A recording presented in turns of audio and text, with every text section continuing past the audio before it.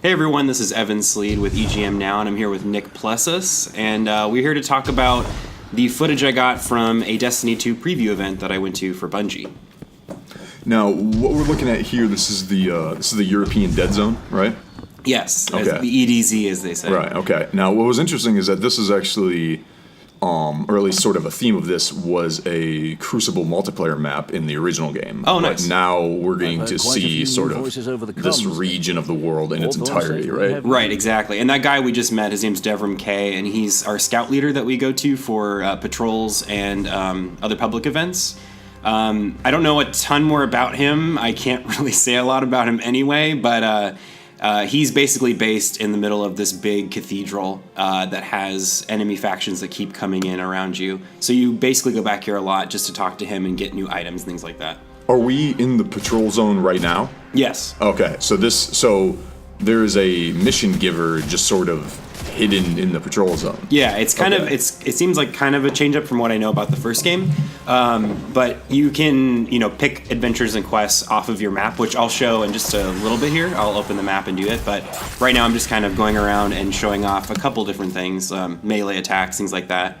Now, are you directed to that guy, or do you have to find him organically? The first time you go there, that's the first person you meet. That's kind of the mission. Okay. Because, as we all know from that first trailer, you start out the game completely without the light, and you have to kind of work your way back up to it. And this is one of the first things is we have this scout leader who doesn't have the ability of the Guardians, but he's there to help you. So they want you to go to him for anything that relates to missions. But it does look like at this point you do have light, from what I can tell. Yes. So why do you have light but not him?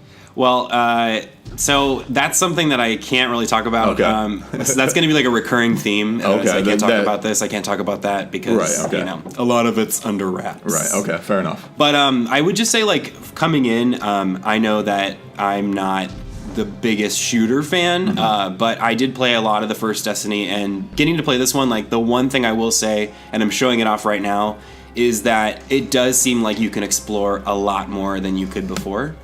And I think that was a lot of feedback people gave about the first game. Now, so you didn't put a ton of hours into the first game, right? No, Okay. Yeah. Do you have a relative appreciation for the size of the patrol zones in the first game? Yeah, I do. Yeah, Okay. I remember I was trying to go into this event understanding people's gripes and praises of the first game, and I think when I was playing it, I was really looking for that kind of stuff, and I noticed that they've really expanded that in this one. I feel like there's always something to do, and there's always something to see, which I think people that were upset about the first game's patrol sizes or that they were just kind of boring, I heard a lot of the time. I never really felt that way in this game. So you would say that to the extent that you could tell that the land mass of the patrol zone is notably larger? Yes. Like just the pure explorable area is bigger than the last game, you would say? Definitely, yeah. Okay, yeah. interesting. I never, every time I thought, like, okay, this has to be the end of it, it would always expand a little bit more. Okay. And we'll see that too. There are going to be cuts in this video, and that's mostly because I can't show, different menu items and things like that in different parts of the story campaign, but you'll see, like, we'll go to all these different zones, but they're all part of that patrol, which is kind of insane. Right. But a really quick thing, so one thing I was just doing just now with those was doing the scannable items, and that reveals more of the story, and also it kind of explains why you'll see that the enemy factions actually fight each other, which is one of the big things that I noticed and I realized wasn't a big part of the first game. But we're about to go and fight some of the Taken, and then the Fallen are there as well, and they start fighting each other, which is kind of an interesting mechanic that we'll go into more as the footage goes. Now, I do remember occasionally you would come across enemies in patrol zones that were engaging each other, but it rarely had any impact on you. Right. It was that kind of thing, like they were just sort of shooting fire back at each other. It was sort of it was more of a presentation than anything. Right. And then as soon as the player was there, it was back to you being kind of the focus. Right. Do you feel like it had any kind of impact on you as the player, the fact that these factions were going at each other? Did you use that to your advantage at all? Or? Yeah, there's a mission that I can't really talk a lot about, but it was one of my favorite things because it actually had a lot of strategy to it. All I can say is that there is a great moment where you can actually use the other enemy factions against one another to get through the area in an easier way. You don't have to. I mean, you can kind of do the run and gun, or take a scout rifle and just take out things from a distance. But I was trying to think of a way to do it a little more strategically, and I realized that the game actually, they're pretty responsive to one another. So if they're in the area, they will kill each other too. They don't just fire and then turn their attention on you. Okay. So it's actually pretty cool. That's one of the things I really liked about it so far. So what do we got? What do we got going on here? So right here, this is just a public event, and the Taken are here, and we're supposed to just basically destroy those portals that they make. There's a lot of dimension jumping and portal jumping. Just even in the side missions, I can't really talk about the story, but this is a big part of the side missions, and we'll see when we get to one of the lost sectors I got to do. That was how we got into it. Okay. Now, flashpoints are sort of, from what I understand, are kind of the nightfalls of public events. Right. In Control, did you guys get any kind of experience or time with those, or explanation of how they work that you can talk about? Anything about flashpoints? So I will, as Nick knows really well, I don't know Destiny super well. Okay. So I was always confused about the difference between a flashpoint and just a public event, because I just felt like they were the same thing, but two different things at the same time. Okay. I'm assuming I did, just because I feel like you run into those in the normal gameplay.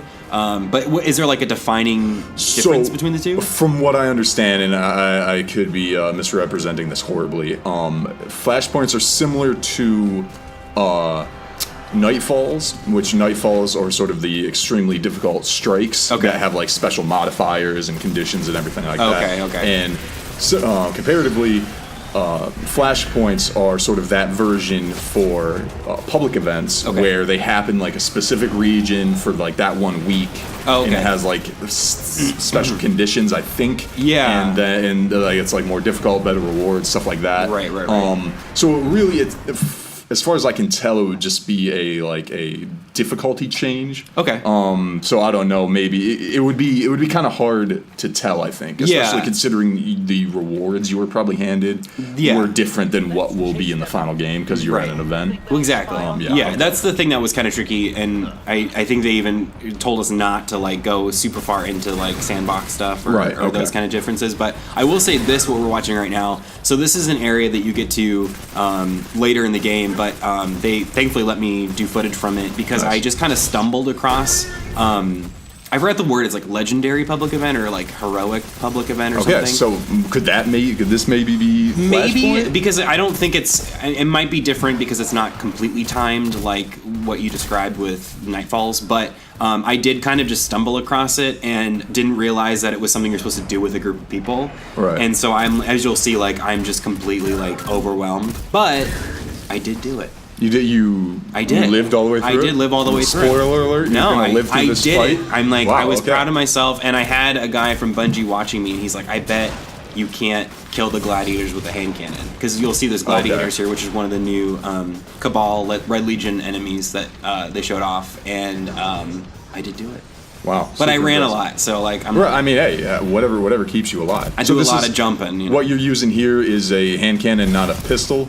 Yeah, this is a hand cannon. Because I know pistols were introduced post-launch in the last game, and based on the designs, I always find it difficult to figure out which one is which. But I guess with the circular clip or circular magazine, whatever you call those, it kind of gives it away. That's a hand cannon. Exactly. Yeah, and then I have just an auto rifle that I was using, and then I think it's called energy weapon, the Uber one basically. That's a shotgun that I have, and I pull that out at one point.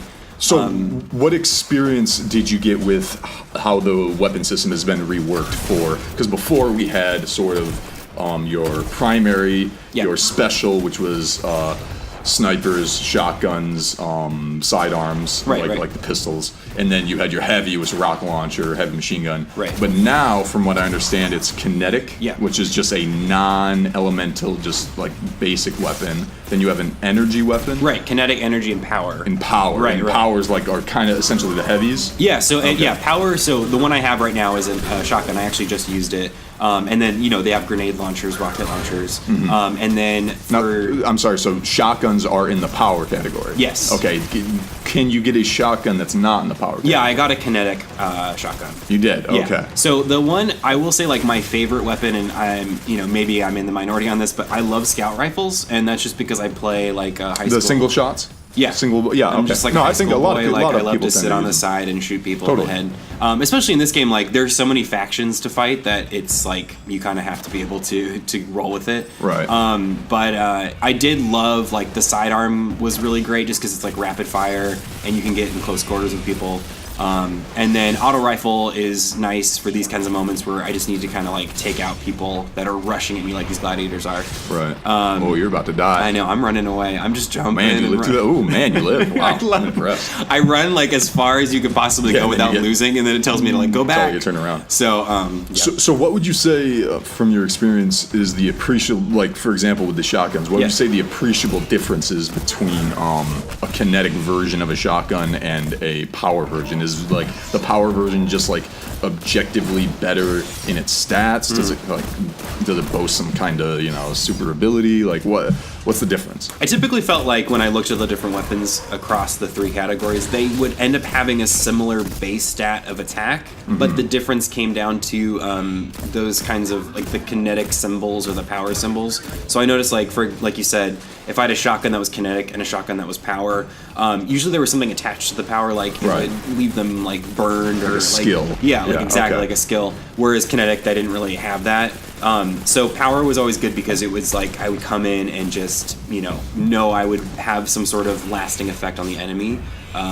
But I would say the grenade launcher is the one that's the most noticeable, just because it just annihilates everything around. Are there kinetic versions of the grenade launcher you're No. saying, or no? Okay, No, so no, there no. are some weapon types that are Yeah. exclusive to power. From what I understand, I mean, I Right, yeah, got to play a it's- lot of it, but right. like I didn't see any, and you can get a ton of weapons in this game, which I Right. mean, I'm sure is pretty obvious, but yeah, I also wanted to show this guy's face. I don't know why. Yeah, he is pretty ugly. It's pretty ugly.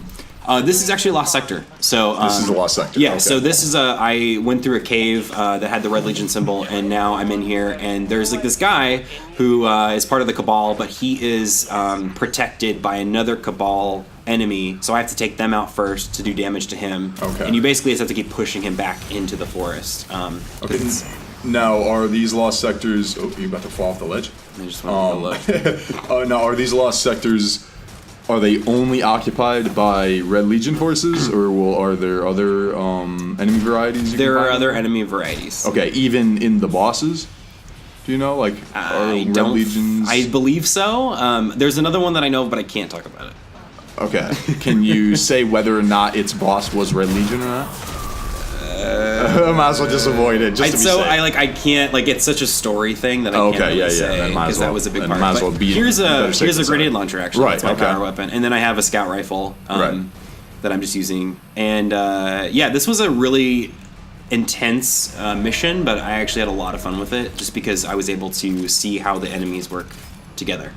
Did you just beat it right here? Is it over now? No, so Okay. I have to basically they leave behind these those taken portal things, Right, and I yeah. have to get rid of those. Okay. I mean, there's stuff that we're gonna release the day before the game comes out, which Okay. for consoles, PlayStation 4, Xbox One, that's September 6th. PC is October 24th. I played on PlayStation 4, which is what I'm comfortable with, Right. but I'm really excited to see how PC works out. Yeah. actually. So, 1 or 2 sentences overall opinion of the game. I think for Destiny fans, people that already love the game, they're going to find that this is an improvement. And I think the problems they saw in the first one have been fixed for the most part. I will say that for their attention to bringing new players in, it's effective at the beginning, and then it sort of falls away because there's a lot to learn, and I don't think they've establish that as well as they think they do. Do you think it has an easier barrier of entry than the first game? Because Yes. the first game could be pretty daunting, I feel like, to... Well, I can say this because it to more doesn't ruin casual anything, players. because when I first played the first game, felt very much thrown in. I didn't understand why I was doing anything that I was doing. This, we all saw the first mission is, the tower falling, and you completely understand who the enemy is, why it's happening, and where you have to go. I think they carry that pretty well.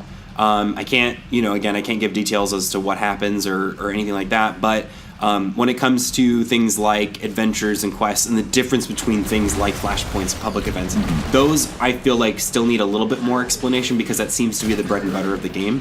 And I was a little bit lost. I mean, even from our conversation, I've played most of the game and I still don't entirely understand what those differences are. Right. So I think that would be a great thing for new players and even older players. I don't think everyone even totally understands the difference between everything. Right, yeah. As long as you haven't, spent hours and hours looking at grimoire cards online or Right. whatever, right? Right. You didn't complete the single player. You got the majority of it. You didn't get to like the end. I was or told did we you- beat about 80% of the storyline. of the storyline. Yeah. Okay. Are you allowed to talk about the general length or how long it personally took you? No, I Okay. can't. Yeah. Right. Yeah. Okay. These are really good I get- questions. No, but yeah. It's, I feel like gotta an asshole poke and because I can't see- say and see anything. what's allowed and what's not. Right. No. Unfortunately, no. But I think it's comparable to like what you would expect from a shooter. A healthy campaign length. It's healthy. I mean, I had to do it in like a couple days length, so Right. I powered through it. But yeah, it's pretty good. Would you say during your time with it, you spent more time in the campaign or more time messing around with Patrol? So that was actually this. I will say this is a huge positive, and it doesn't ruin anything. I actually was supposed to play through a certain part of the story because I had to get certain footage, and I found myself always going off and doing side missions because I found those to be a little more interesting. Oh, here's a quick thing. This is my Dawnblade subclass. Right, okay. So I'm a Warlock, obviously, and so Were you a Warlock through the whole thing? yeah, Warlock Okay. for the whole thing. Yeah. So I chose Warlock because Dawnblade looked the coolest to me. But I did watch some other people use Titan with that like the cat shield? It Yeah. looked super cool. So Okay. and I will say that I felt that when with the subclass with the Dawnblade, when I had the abilities attached where I could glide and I could move around, I felt it was actually handled really well. I didn't feel like it was too complicated or that I was moving too quickly or too slowly. I felt like I was kind of floating, which was kind of cool. Did you get much into the new kind of perk variety that come Oh, yeah. along with subclasses? I did everything you could ever do with subclasses. Oh, okay. But unfortunately, I can't talk about that either. Really? There's Okay, some. man. I can tease like there's some really cool stuff, and I think that the way that they're doing that is a great way to separate the classes more than they did in the first game, and I think that'll add more strategy to PvP. I think that was a problem people had in the first one, is that it sort of felt like there wasn't a huge difference between a Titan and a Warlock or a Hunter. Right. You know? Yeah. Now, you can't talk about any of the apart from the gliding that you kind of just mentioned. Yeah. You can't talk about any of the specific perks that you used with the Warlock that you found particularly influential on the gameplay. What I can talk about is things that I've used, and I don't think I use it in this part, but I have Right. used it before and I could have. But as you know, Warlocks, you have the actual Dawnblade attack where you throw the fire, but then you also have grenades. So those grenades you can customize to either create like a vortex that kind of pulls them in and does extra damage that way, or it's kind of like just a normal explosive grenade that hits a wide area. But then for Warlocks, you can also drop something that heals. So you can heal a certain area around you, which again will be good for PvP because you can create like a little force field for and that healing heals your team. teammates, I assume. Exactly, yeah. Okay. So I tried both of them. I typically used the grenades just because playing by yourself is a little different. I would be support for PvP, and then I would probably switch to healing. So you think you could get away with playing a dedicated support class in Destiny 2, which wasn't really a feasible thing. I mean, the biggest support function in Destiny 1 was basically the Warlock res, right? Right. But you think you could actually play? You think you could customize yourself to play theoretical support character? Yeah, I think so. I mean, Really? I think that there's enough. I think with the kinetic and power weapons that you have enough to work with. I think you have to change your playstyle, which I mean is obvious, especially for support. But like if you watch any part of my footage, like you'll notice that I typically stay far away and I attack from a distance, and I think that's sort of the point. So I don't see that being a problem. When I'm talking about support, though, I mean abilities that directly benefit your teammates gotcha. over you. You know, I like hear you. damage buffs, movement buffs, healing, reviving, stuff like that. Would you say there's any kind of breadth to like support dedicated actions, or is it still kind of like a solo focus on your own survivability? And I mean, I think the latter. I think you still have to. I don't know if you could just dole out buffs and that's it. Right, you know, okay. like I think you would have to fight back, and like you have to protect yourself in a lot of ways, or otherwise you're just kind of useless. Right. I mean, I get that. I mean, I'm not opposed to that, just because like I also want to feel like I'm contributing more than just standing there and healing people or giving them buffs and stuff. So yeah, I mean, I was cool with the way it went down as a warlock. But it still operates with a kind of a me first mentality. Yes. Yeah. Okay. That's true. I should have just said that. But no. So I killed him. Fair enough. So that was the all right. final So I boss got for an this area. Azimuth DSU kinetic weapon. Okay. Right. So that was the final boss. Yeah. So as you, like, I'm sure people watching, like you saw, that took forever, just because you have to continually destroy the person with the force field. And then you go back to the portal and back to the EDZ. The planet is saved, and there's no more game. And that's the end, Everything's right? great, and there's Everything's good, nothing else to everything's talk about. Good for You don't the even rest need of to forever. buy the game. No, I'm kidding. You got it right here. Yeah, exactly. Did you get real quick? Did you get any experience with exotic weapons? No. No, none at all, and none that you can talk about, because there's a distinction. Yeah, so I did not. I know people that did. You had to go and do specific things that I did not do. So ultimately, good experience with Destiny 2? Yeah, I think it's good. It's like pretty solid is the way I'll say it. Okay. I wasn't blown away by it even as a new player, and I want to say I'm pretty in tune with how people are looking forward to it and the things they want from it. And I would say they're going to be into it, but I'm not looking at this as like Game of the Year or anything like that. Okay. So. All right. But thank you Giving it all. to you straight. Yeah, exactly. I mean, I'm trying to be honest, you know. Thank you all so much for watching. Like I said, Destiny 2 console launch is September 6th, and PC is October 24th. And for everything else, Destiny 2, make sure to hit up EGM now and read all about it. Do it.